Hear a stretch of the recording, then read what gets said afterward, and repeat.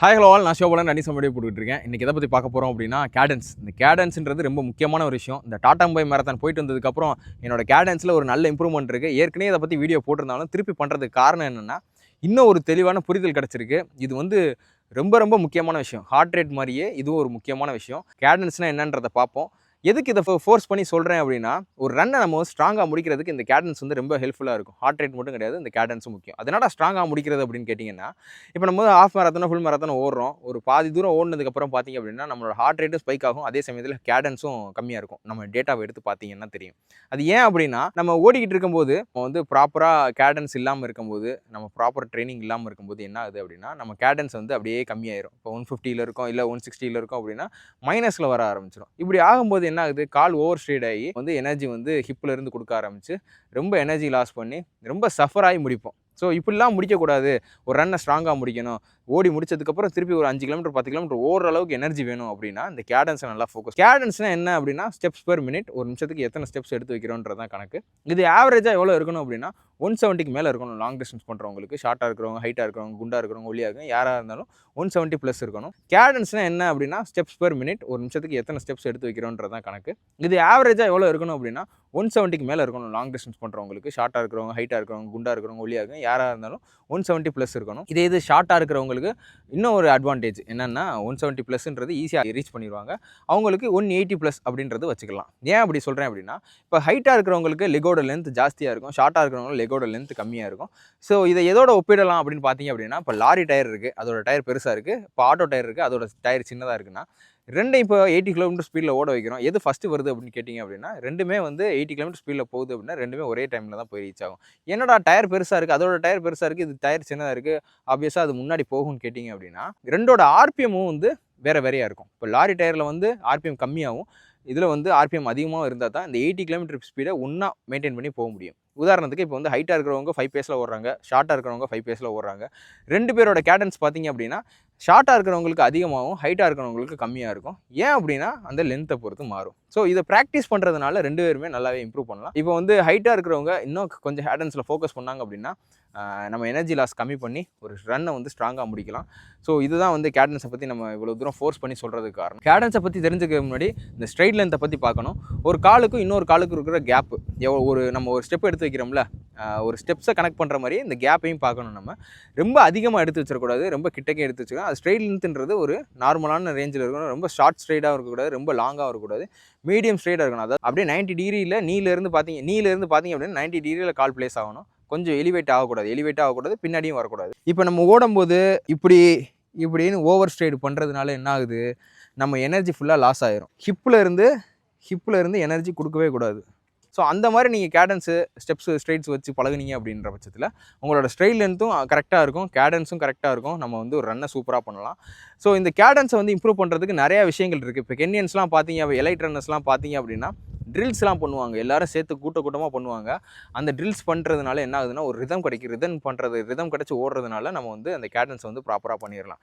அவங்கள மாதிரி நமக்கு வந்து அந்த ப்ரொஃபஷன் நமக்கு அது இருக்காது. நமக்கு அந்த மாதிரி டைமும் இருக்காது, அந்த மாதிரி சூழ்நிலையும் இருக்காது. அந்த மாதிரி எல்லோரும் சேர்ந்து பண்ணுறதுக்கு உண்டான சூழ்நிலையும் இருக்காது.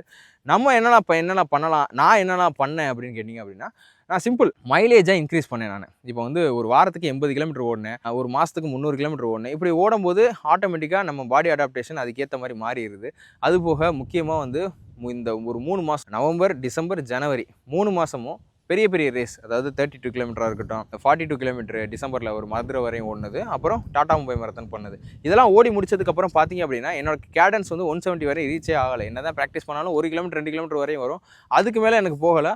ஆனால் இந்த இது போயிட்டு வந்ததுக்கப்புறம் பார்த்தீங்க அப்படின்னா 170ன்றது எனக்கு 5 கிலோமீட்டரில் ரீச் ஆயிடுச்சு. ஆவரேஜ் மேக்ஸிமம் கேடன்ஸ் 178 அந்த மாதிரி ரீச் ஆயிடுச்சு. ஸோ இது எதனால் கிடச்சிருக்கு அப்படின்னா, மைலேஜ் அதிகமாக போட்டதுனால கிடச்சிருக்கு.